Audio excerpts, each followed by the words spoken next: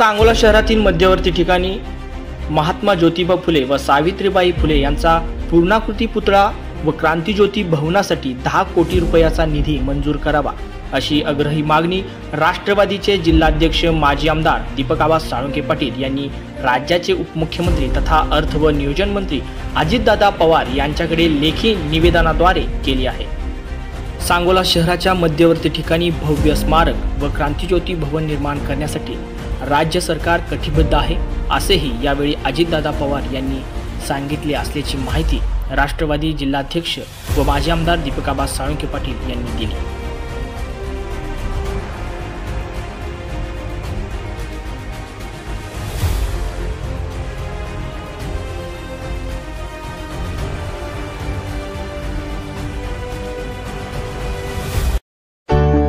Abhilasha ply glass and hardware जुनून।